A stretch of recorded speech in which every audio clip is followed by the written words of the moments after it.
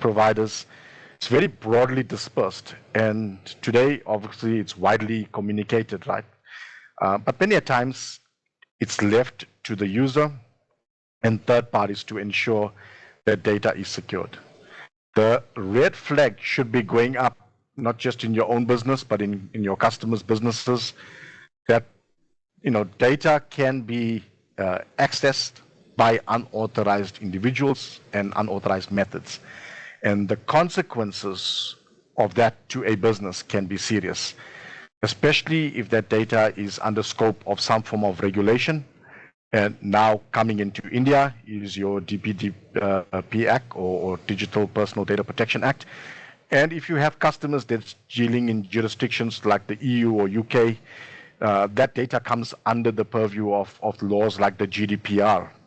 So it really doesn't matter where that data sits. It's under some form of regulation. I think what's important for everyone to understand here is that big organizations have the budgets and the PR people to normally withstand some form of incident, to be able to retain their customer base and to instill confidence in their customer base if a compromise should happen.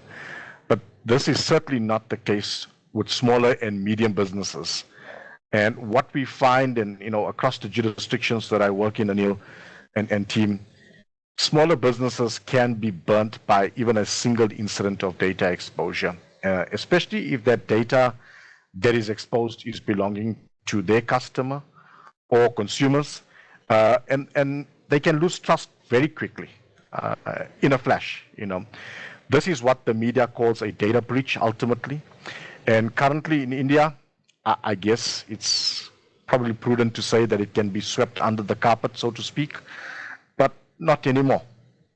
India is finally catching up to the global privacy regulations and reforming how businesses will handle and secure data of third parties, including the requirements to report a data breach or face consequences for not doing so. And that's the stick here. In the past, nobody knows about it. It's hidden. This happened. This laptop got stolen or whatever, and nobody knew about it. Now there's a legal requirement to disclose that. Now, more than the law and your courts there in India, the media will be hunting for these kind of stories to name and shame businesses who don't take responsibility. And I'm sure your customers wouldn't like to be in the local news, with regards to compromising data or compromising certain customers. So with all that said, hopefully this slide puts all of us on the same page now and leaves you with a sense of just how critical it is, or rather how critical it's going to be once DPDP kicks in for your customers to secure data in this modern digital age. Now, in this Rank Secure series, as Anil indicated, about compliance and data protection, the first topic we're going to cover is encryption. So let me proceed to, and why you would need to implement and act your customers come Monday morning. Very important, even without the law in place. So if you have a look at the slide, take a look at the text on the left and on the right.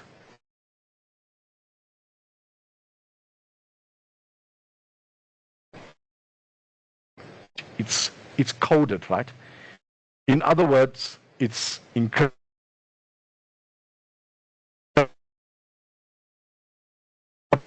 in readable characters into unreadable characters to prevent unauthorized access to the data string. And that is the key here, right?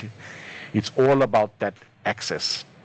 And so encrypted data is protected from unauthorized access, while non-encrypted data, the one in the black here on my screen, is unprotected and easily readable. Now, in order to be able to read the data in the red, a recipient must decrypt or decipher it into some form of readable form. So in its very basic form, that is really what encryption is about, and ultimately what you're trying to get your customers to do, because it has a significant advantage to their business. Let's go ahead and probably look at the top 3 reasons to encrypt data and why it's so important for you to pitch to your customers if they're not doing it already.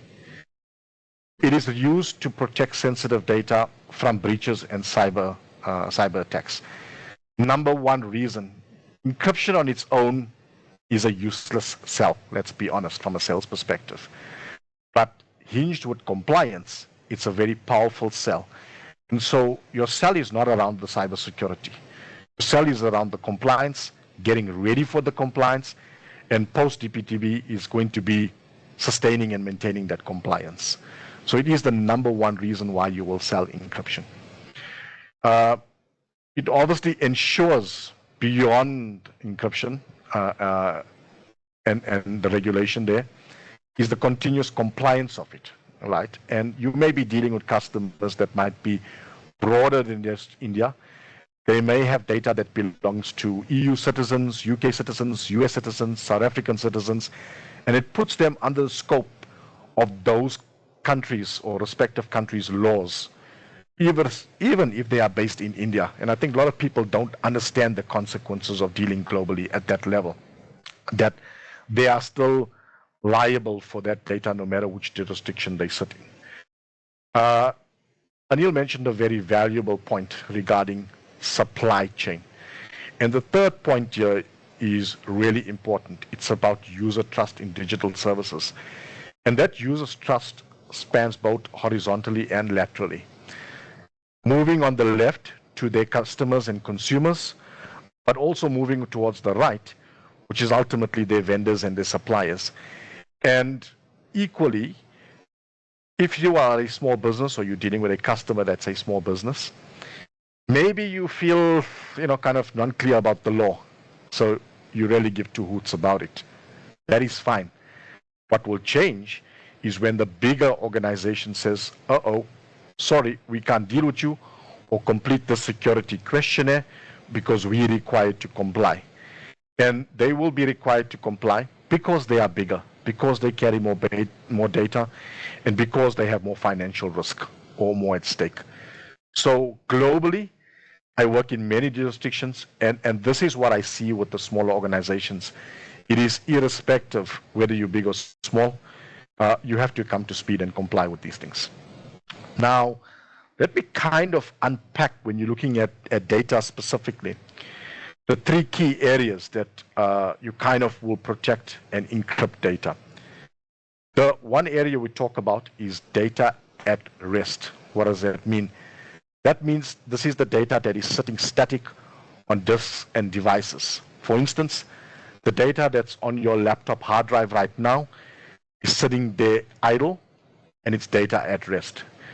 Now, looking at encrypting and protecting that category of data, here we talk about implementing concepts like full disk encryption, file folder encryption, native system encryption like BitBlocker, third-party software encryption, buying specific software that will do encryption for you, or hardware-based encryption, which is built into the hard drive of the device itself, whether that is a laptop, whether that is a mobile device like a smartphone or something. So that is the static data. The next area of data is data in transit. This is data that's traversing some form of network or moving across to some form of media. It could be external hard drive, a memory stick or flash stick. And so the concepts and the technologies we talk about here is encryption within the communication stream. We talk about encryption of the cloud storage. When we're moving data across to media, we talk about port block, which is not necessarily encryption, but it's part of the security mandate. And when we're actually looking at the data that sits on the actual media, we're talking about external media encryption there. Networks, which relates to DNS. Also, a newer modern critical encryption component is something called DMARC, or a DMARC standard, or DKIM. This has got to do with email. And start researching on this. It's very important. This has got to do with phishing, and it's got to do with spoofing your email addresses or your customers' email addresses to make it seem like emails are coming from a certain person to ultimately breach them or to defraud them. We'll unpack this in future series, but for now, let's head back and focus on encryption. With regards to looking at data in use, this is active data under change on your systems that's stored on disks, devices, and databases. And when we talk about protecting data in use or encrypting data in use, the concepts and the technologies we talk about here is browser security, file level encryption, secure PDF encryption, where we actually take data, put it in a PDF, encrypt it, etc. We talk about digital rights management, or DLP, meaning data leak prevention. We talk about hashing and salting data within databases, and anonymization, which is where we strip out the personality of the data and who it belongs to. And so even if somebody gets hold of that data, they're unable to say, well, that data belongs to Anil, or that data belongs to Amit, as an example. So these are three key areas, and it's areas that we would look at when we're protecting data, and we apply different technologies across the different states of data here to be able to safeguard and protect that data, either for compliance or any other means. I always say, and this is my statement, very familiar and very well versed in encryption, but you know, it's quite interesting because many people think encryption is hard, and I always say no, encryption is not hard to do. It's just misunderstood. And part of this webinar series that Rank Secure is hosting here is to start demystifying, unpacking these concepts in very simple ways, so that you can kind of discuss, pitch, and sell it to your customers in a very simple way, without getting technical and without using, and yes, we're all guilty of it, those cybersecurity jargons and those three-letter acronyms that we're so used to, right? Including the word IT, right? Common use cases for encryption within IT, maybe there's about 4 that I'll highlight here. There is encryption for secure communications. This is where you could use something like a VPN that will basically protect the traffic that's going across the internet, ensuring the privacy and the security of remote workers, especially where they're connected to some form of network. You have transport layer security, or TLS, which is about securing the stream or the channel used for communications, either over the internet, either over the browser, or especially common with email. So you wrap the entire email in a secure channel so that you're trying to prevent somebody from intercepting that email and ultimately gaining access to the content of that email. Here again, something like secure PDF encryption plays a vital role to encrypt the content that you're sending across as correspondence. Very popular for financial services, for banks, for small businesses that just need to email some sensitive data to their consumer that may contain their personal information, like their ID number, address, tax number, policy numbers, etc. So very valuable as a concept to use in secure communications. The next one on highlight here is data protection in cloud services. Now, normally this you will defer to the third party, and the advantage of using big cloud SaaS providers is they have a lot more to lose, and therefore they secure very well. Now, cloud providers like AWS or Azure offer built-in encryption with the data that they store, and when you're communicating that data across the internet to their systems. And this helps to then ensure compliance. Now, the point that I'm making here is that when your customers will be looking at cloud providers, the new requirement that's going to come up is part of that supply chain validation, because they will need to audit the security of the provider that they're choosing and making sure that the data that they send over is housed securely, communicated securely, and protected, because it will compromise their own compliance. The law is very clear, ladies and gentlemen. The law puts the onus on the person holding and processing that data, which means it's your customer. It doesn't matter whether they're storing that data with Microsoft or Google or AWS. That is third party. The law in India will come after your customer, and it's their responsibility to secure that information. You have database encryption, and here Often customers can implement something called TDE, which is transport or transparent data encryption. And this protects sensitive data within the database applications in itself. And it's normally very easy to do. The database guys know how to do this. They apply some code, and it's normally built into the database stack that they might be using. The fourth one here I'll talk about is data on device encryption. And this is where you are encrypting, safeguarding, and protecting the data on the endpoint devices, specifically those computers and those mobile devices that people are carrying, whether you're in IT, whether you're in sales or operations or HR. Many people today will be carrying that. And as I highlighted in the first slide, that data today is very varied and stored across different forms, which includes mobile forms. So that's it. Let me just quickly take a deeper look into that. And here we have native encryption that you can use on the endpoints. If you look at BitLocker and in encrypting file systems, which is specific to Windows systems, they help to protect the data built into that environment. And you can turn it on and you can use it. If somebody's carrying a MacBook, built into a MacBook is something called File Vault. And this is full disk encryption built into an Apple MacBook. If they have Linux systems, there are two technologies there: Linux Unified Key Setup and eCrypt file system. And again, customers could tap and use what is built into those systems to turn on encryption.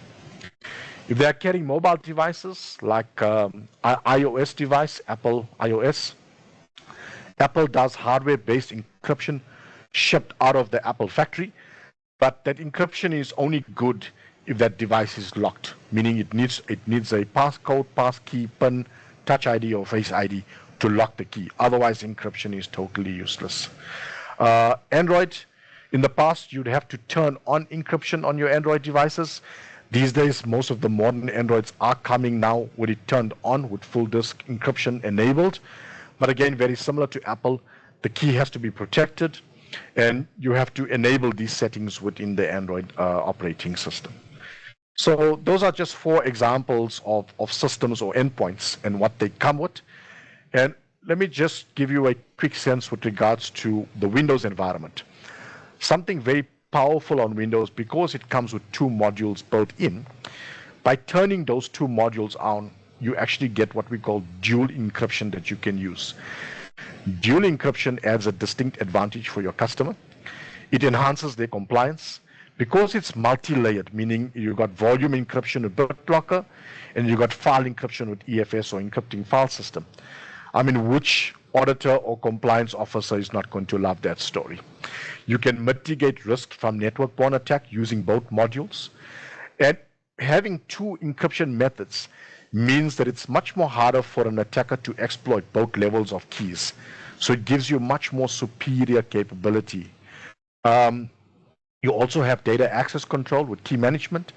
And what is nice with EFS or encrypting file system built into Windows is you have data segmentation, meaning that when IT logs in, they can't see the salary spreadsheet for 2025 by that finance manager because they won't have rights to see his or her encrypted data, because EFS properly segments that data. So it's a very good technology to consider. It's built into the operating system, and you can turn it on and you can use it free of charge.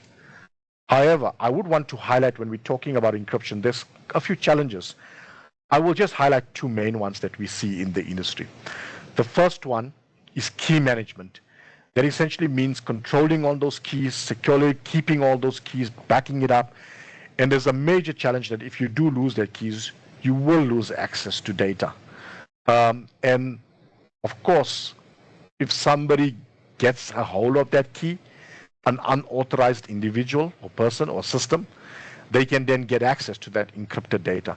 So most of the breaches today is really about attack to get credentials, because credentials is how they lock keys. So people are looking for credentials to be able to access systems so that they can get to the data. There's also this concept of performance overhead, where you have to find a balance between using encryption and performance impacts on a system. Now, on more modern systems and on desktops and laptops, I often find that it's more a perception than a reality. People get scared about encrypting their data. It's like, oh, it's going to slow my data or my system down, and all these things. In the past, maybe with IDE hard drives and things. These days, you got flash drives, you got SSD drives, you got fast technology. As we move towards faster and faster technology, it really becomes less of an issue. So don't be scared. Turn it on, use it, make sure you use it. Now, just with regards to the challenges that I've just highlighted here, what will make a difference is, centrally managing and controlling encryption across the environment. And finding a platform that can do it in one go across all your different device types for your customers will make your life so much more easier, and will make the use of the technologies that's built into these operatings so much more efficient for your customers. So find a platform that can do it all in one across your different types of devices that a customer may be carrying. Okay. Let's just switch focus back to your regulations and compliance there. Now, whether you like it or not, every business in India is going to be affected by DPDP. The term that you guys are using there is something called data fiduciaries, which is essentially the entity or the party responsible for the data. And the kind of roles changes, as you go. Now, what's important there is there's big impacts for devices that become lost, stolen, or compromised, because it places the onus on the data fiduciary to declare that incident, and of course to audit whether that data is exposing a third party. And encryption is fundamental to ensuring that the data is properly encrypted, secured, and protected. Your opportunity as a partner, reseller, technology provider in India is a very specific wording that they've used in your act called voluntary undertakings. So the way your government is approaching it is to saying, well, we're going to phase this in, right? Everything has to be phased in. But entities that come under investigations can voluntarily basically undertake to do certain things and to fully comply with the act. And if they do so, well, guess what? We will give them some form of lenience or tolerance. That entity is legally protected from penalties relating to the allegations or the alleged violation. So people who do it will be less likely to be charged and penalized, etc. So they're going to encourage this, and it's your opportunity, because if your customer does this and they can prove that they're doing it, well, guess what? If something goes wrong, they won't be succumbed to a penalty, and that is very valuable. So you need to learn this concepts as you start learning about compliance and unpacking it to your customers there. Now, a final word on compliance, everyone, is that failure to prove is failure to comply. That's the bottom line with compliance. If you can't prove it, well, you're not compliant, because that's ultimately what it comes down to. Make sure that you have or generating, or you have the capability or capacity to have documentation for regulators, auditors, client engagements, third-party contracts, supply chain, which will demand a demonstrated fulfillment of the security safeguards for the data that your customer is going to hold in their custody. And so it's very, very important that you use systems, techniques, and technologies that can generate this documentation for you, because when the law comes knocking, or when the supply chain comes knocking with security questionnaires or whatever, they're going to say, prove it to us, show us. And you need to press one or two buttons that will be able to show and prove these things for you. So find platforms and technologies that can do these kind of things for you. So just to kind of begin to wrap up here, encryption is fundamental, and it is the fundamental aspect of IT security that protects sensitive data across various platforms, ensuring confidentiality and integrity in all the digital interactions out there. Now, one of the things I find working across all the countries that I work with, the use of encryption is probably one of the simplest and most effective ways of preventing unauthorized access to sensitive data. This is why I say Monday morning you need to walk in and make sure that your customer, you're having a conversation and you're turning on encryption for them. But yet it is still probably one of the most overlooked. they feel scared, they feel nervous, or they're just not doing it.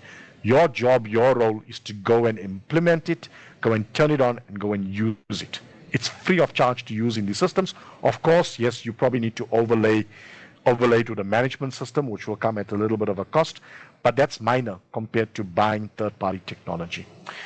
So just to kind of conclude around this, encryption, which we talked about briefly today, is a very good start for you to proceed with. But you would need to go beyond encryption for compliance and data protection. And so cybersecurity is multi-layered. You will have to have conversations about multiple layers, in which each series that Rank Secure is going to host, we're going to unpack and we're going to show you different layers that you can implement. And when I talk about these layers, let's take a very simplistic view and example. Take a look at the estate and residential estates here on the left and on the right. Okay, what's the difference between the ones on the left and the ones on the right of your screen? Well, it's the layers that's been implemented to secure and safeguard the property and in turn the residents and their assets. Now the same will apply to your customers securing their business. Layers reduce risk. It increases protection, but yes, it does come at a cost. You know, the more layers you add, the more costly it will become. But a business safeguarded from cyber attacks and data breach does actually attract more clients, investors, and supply chain. And in some cases now what we see globally is that the supply chain or customers are asking to check on the controls that your customer has in place.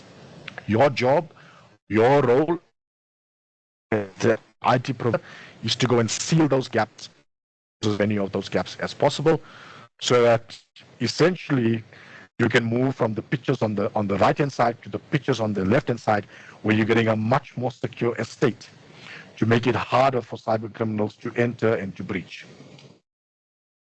That's ultimately what you're trying to accomplish. Now, we spoke about encryption, right? And I said encryption is probably only as powerful as that access control, because the keys are protected through access control, meaning your Windows login password or your PIN on your phone is actually the way that your key is protected on those devices. Seamless to the user, and that's how they make it simple, right? So you need to strengthen and harden that level of security. So a tip I'm going to leave everybody with today, tip of the week, is two-factor authentication. Have you enabled this on your computers? So I'm not talking about your cloud accounts, that's one layer, but on your computers themselves. So if you are encrypting data on the computer, you'd want to also make sure that you turn on two-factor authentication for the logons on that computers, because it's a strong way that if that computer is lost, stolen, or compromised, it will protect the password, which protects the key, which protects the data, if you get what I'm saying. So it can keep your customers and their encrypted data safe against credential compromise from social engineering and network-borne attack. And with that, hopefully, I gave you a bit of a perspective, a very light view about encryption and its use for compliance and beyond. And I'll hand back to you for any questions that your audience might have. Thank you. Thank you, Amit. Now we are open for questions, if any.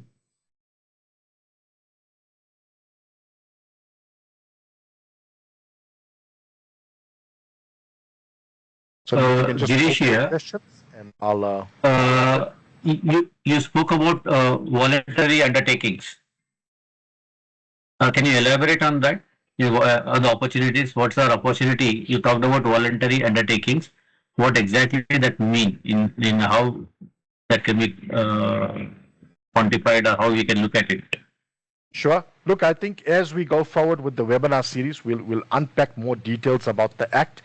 But in terms of the Act that's standing at the moment, remember it went from bill now to Act, or it will be enacted hopefully by early part of next year.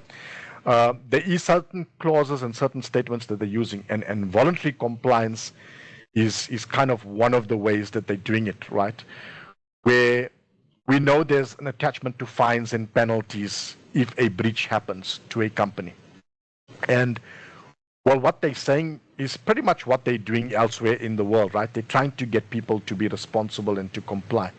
And they put in very specific wordings into the act for you, where they're saying, well, if you have done these things and you act responsibly and you can prove it, well, when there's a breach, well, you'll be protected or shielded the court of law against any form of fine or penalty, because we can see you have basically proactively done due diligence across the data. But if you have not, then we got all the cause and all the reason. So they're giving the people that are starting to, take this seriously and will become compliant a bit of reprieve in terms of any form of legal action. And that's the way they're trying to kind of get people to comply. It was a long way of answering, but I hope I made sense. But we will unpack more of that as we unpack the act, in more details with regards to this webinar series. I hope I answered today. Yeah, thanks.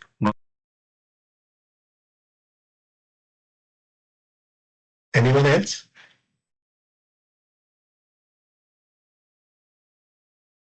Any other questions, or should we wrap it up? I have a question. Amit, what leads to this? We hear too many incidents where some hackers groups comes to a customer and says, "Look, we have stolen your data, and we'll leak it out to your competitor or on the dark web if you don't pay me so and so money." So how is that these people are able to collect so much of data, terabytes of data, and make it available for sale? How does it happen actually? Is it because people have not taken care of encryption or something else? Very, very good question. And a lot of people think it is very technical, or we get misguided by the word hacking, like they've done something very superior to get access to the data and to steal that data. So ultimately, this comes back to the concept of ransomware, right? And what ransomware will do, it's software or malicious software that they will load on a system that does two things. Firstly, it is finding a way to lock the data on the customer system. That's the one bad act. But while they're doing that, they're copying and siphoning the data off to their own servers, so that if you don't pay the ransom, then they will say, well, we will leak the data out to the public or third party, etc. And it comes down, more often than not, I look at so many of these cases worldwide, and we think it's very technical. It's not. They're using the basics and the fundamentals. They're using access control as the fundamental way that they breach a system.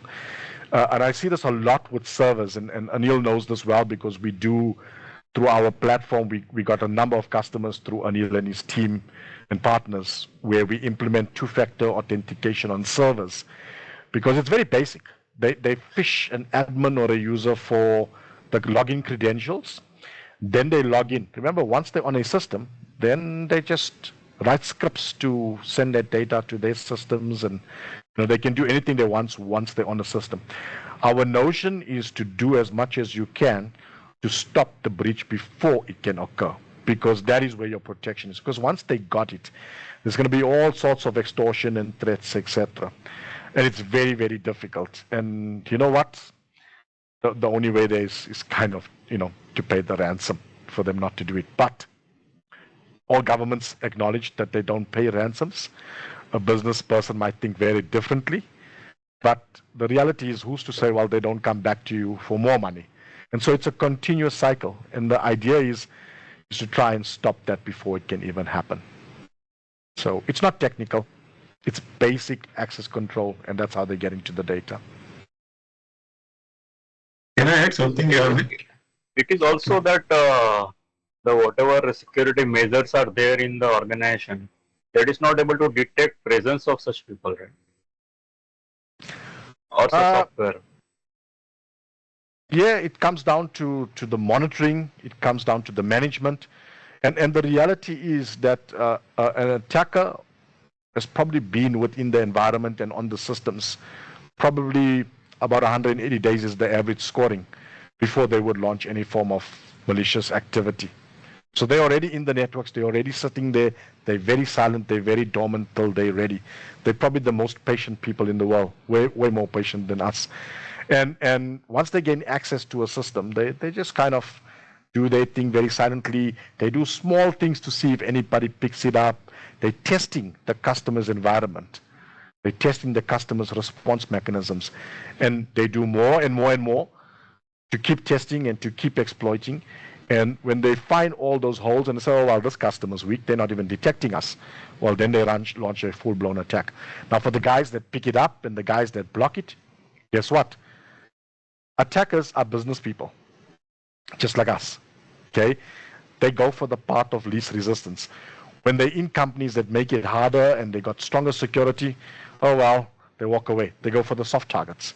So your job, your role with your customer is to make them a non-target. Hopefully that clarified. Sorry, Anil, you were going to add something there? Rajesh, any more question on this topic before I come in for a second? No, please go ahead. So, Amit, this brings one more aspect of how powerful encryption is, that once ransomware is done, even the best of governments are not able to do anything to retrieve the data. So hackers are using it for the wrong use. We are talking about encryption here for your customers to protect them rather than hack them. But that kind of tells you how strong encryption measures can be once implemented and how they can protect your computers. Yeah, spot on, Anil. Everything has a dark side and a white side, right? Even like AI, there's a good side and a bad side to it. So encryption, we're the good guys, right? We want to do it for the right reasons, and then the attackers will do it for the wrong reasons. So, but once you do it, your client is more or less safe as long as he stays within the parameters. Yeah, but encryption alone has to be complemented with all other layers, like I said here, so that we strengthen that security. You got to take that knob and slowly start moving it more and more higher for your customer. You don't do this in one day, because it's going to cost them too much. It's going to, kind of become too confusing to your customer. Part of the sales coaching that I do globally as well for MSPs worldwide, and I know I'm going off topic here, Anil, but part of the sales coaching is to try and get away now going forward from selling cybersecurity. You know why? Your customer is tired of cybersecurity.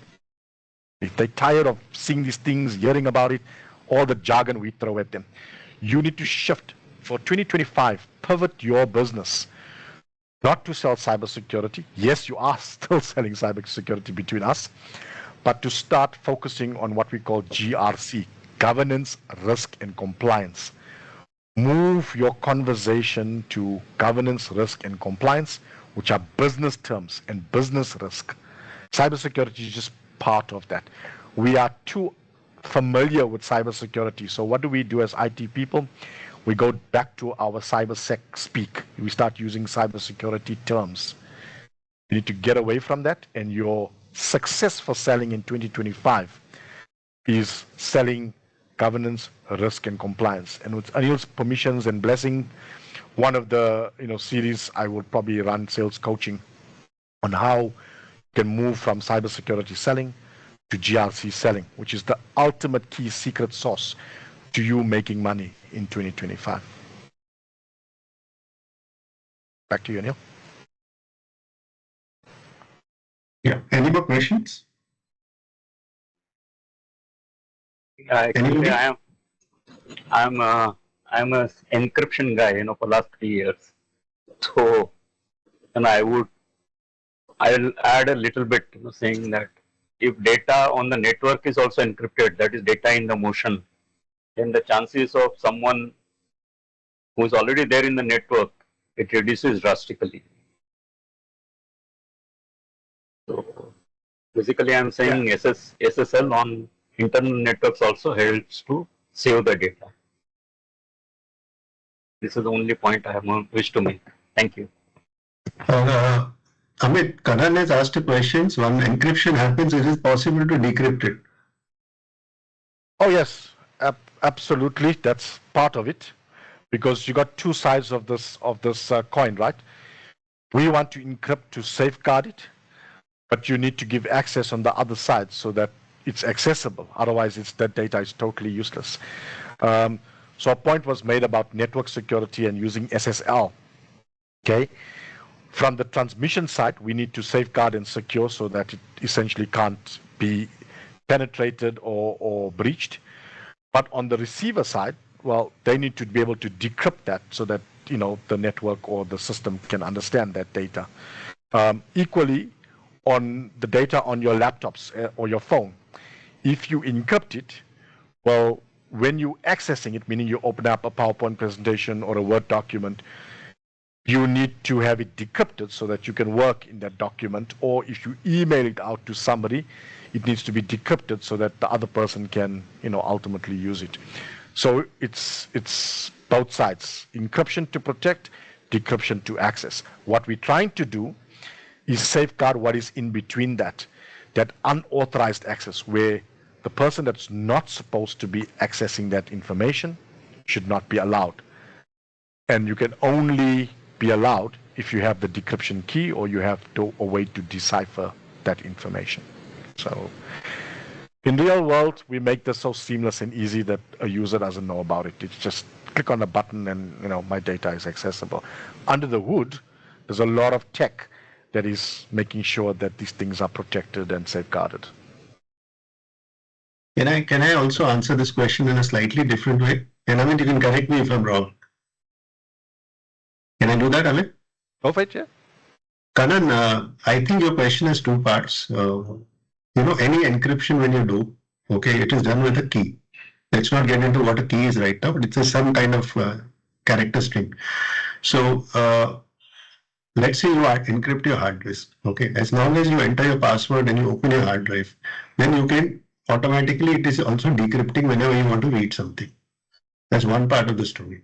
Once you encrypt it, okay, and the hard drive you have locked out, then nobody can decrypt. It's practically impossible. So does that answer your question? So ransomware, it becomes extremely difficult to decrypt. But I think, Amit, this question is, can ransomware be decrypted? Anilji, I have one more query here. Before Anand, before we go to your thing, I would like to add one more thing. See, regarding this ransomware, whether it can be decrypted or not, that depends on the private key. The private key is the main thing in encryption. If that key is available, then only decryption can happen, not otherwise. And invariably what happens is when a malware strikes you, they ensure that private key is not accessible on the computer where they have done the thing. So main thing is private key. If you got the private key, then decryption can happen in seconds. But if you don't have it, you can't do it. Sorry to interrupt. Amit, will you take Kanan's question and we can go to Anand? I think Kannan sir is absolutely right. That is what my thought process as well. But in case there is a possibility of getting, because many times what happens is customer misses or loses the key, the decryption key. Is there any possibility in your solution wherein the encryption key can be regenerated or can be made available to the customer? That will make sense. Once again, Anand, before you answer the question, I need permission. We have kept this webinar saying that we will not discuss business, our solution. So if everybody is okay, I'll ask Amit to answer the question. Otherwise, we can take it offline. Anybody can tell me okay, not okay. Yeah, I'm okay. Yeah, sure. Why not? Okay, Amit, please go ahead, answer Anand's question. Okay. What our solution can do.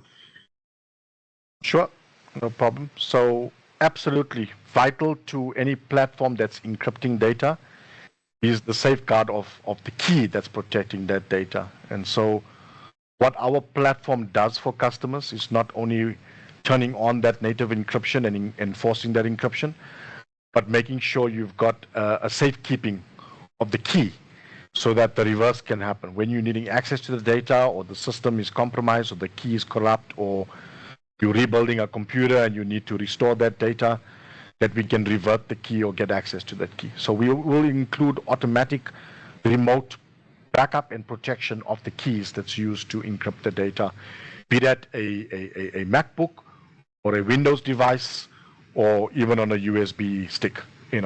It's part of what we do as our platform as a key manager. Even the mobile devices like iPhone and Android, we can do. Yeah, there you don't necessarily would need a key because it works differently on those platforms compared to how it does on different platforms. Okay. They're primarily the OS vendors hash that with your password. So you would need your password. And in the past, we were allowed to reset passwords remotely on mobile phones and things. These days, Google and Apple is gone extremely strict with vendors like ourselves, MDM vendors, where they essentially want you to do it through their platform. So if you reset for instance, your Android password using your Google account or your Samsung account, then that rehashes the key. And that's how you get back to it. But if you don't have the password, well, you're never going to get access to the data. That's as simple as that. You'll have to wipe your phone to reuse it. But in case of Windows, how it works? For example, a customer is having a BitLocker and he has encrypted using BitLocker and he has lost the key by any instance. So normally there is no possibility of retrieving the data, right, Kannan sir? Correct. Suppose there is a loss of data and customer has lost the key of BitLocker, we cannot able to recover his data. If you, in the normal circumstance, yes. In our circumstance, back up that BitLocker key. Yes. So in case we are, your solution is having the right fitment, probably we can look at recommending that solution to the client instead of using BitLocker. Well, you will still use BitLocker. What we do is we provide you all the management and control over what is built into these operating systems for encryption. So you'll turn on BitLocker, or we'll turn on BitLocker, and we'll protect the key, manage it, control it, and give you all the ability as the IT provider to ensure proper encryption and proper decryption of that data. One more point to add here, this platform is essentially for MSPs, so you can offer this as a service to your customers while managing everything. I got it. Everything through a central console. Yes, yes. Yeah. So Avinash has asked a question, or he wants you to comment on this. SSO is essential for all this activity organization-wise? Not necessarily. Because this is, once you've logged in, this is underneath that. SSO is about simplifying access, which is linked to your infrastructure. So not mandatory in the use of these kind of technologies or encryption. And we are independent of any of that. So we don't worry about how you manage your login process.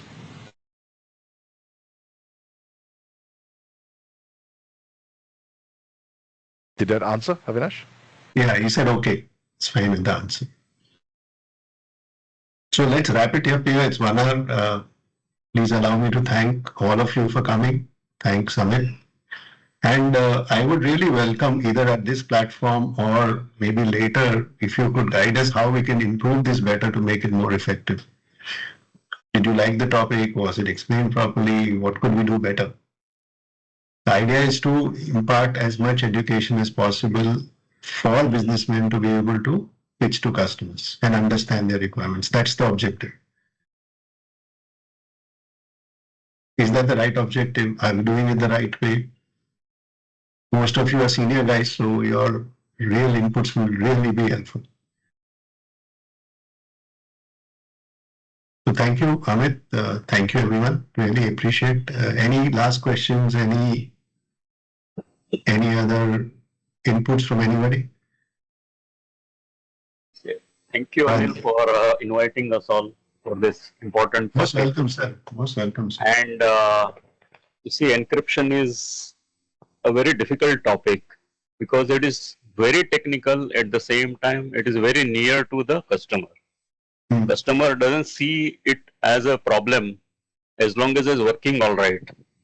But when it stops working all right, then customer, he has to really pay for it, through his nose. So explain this very difficult topic, basic hygiene, to people itself is a big challenge, and I'm really thankful that Amit has taken his time and you invited us all together to simplify it in a good manner. Thank you, Thank you. Rajesh. Thank One more question from another Rajesh. What is the best second factor authentication method and how do you secure your security keys? So very interesting question that, Anil. My recommendation is using a 2FA app to generate the code on the mobile. And the main reason is that any other method that communicates it, like email, like SMS, text, or even what we call push notifications, where you press a button to say I authorize or authorize. Those leads to other misbehaviors, which we call 2FA fatigue and 2FA abuse.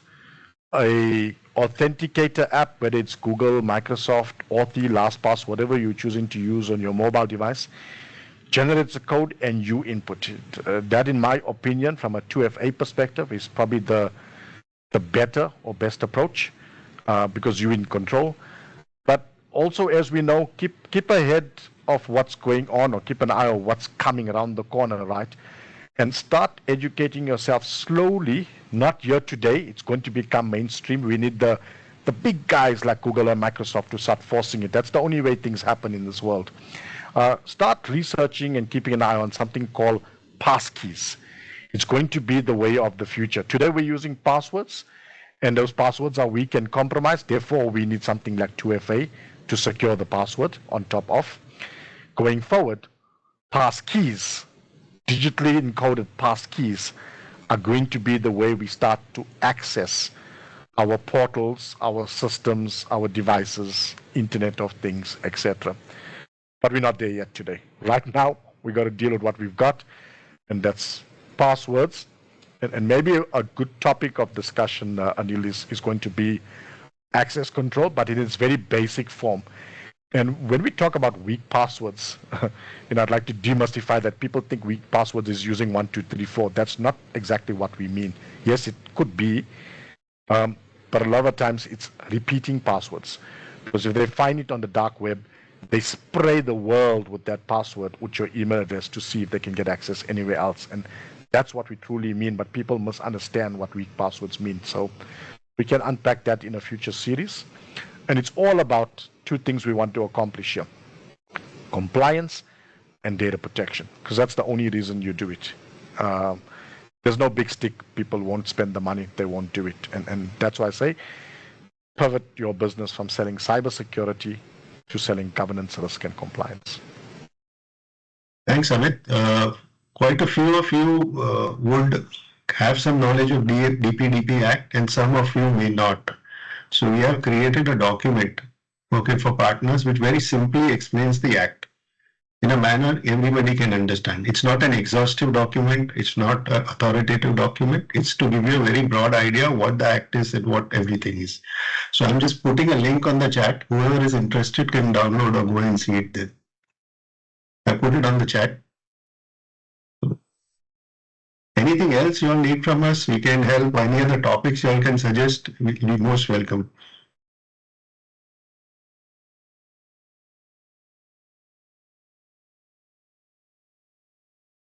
So could we, if everybody's had a look at the link, or whoever's interested at the link, can we end the session?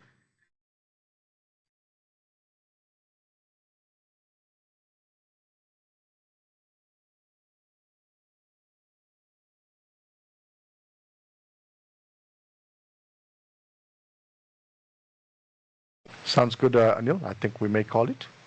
Okay. Thank you, everybody. And thank you, Amit. Thank you for a wonderful session. Have a good weekend. Thank you, Amit, and thank you, Anil, for this session. Okay. Thank you. Bye-bye. Thank you. Thank you all. Pleasure. Thanks, Amit. Thanks, Anil. Bye. Bye. See you.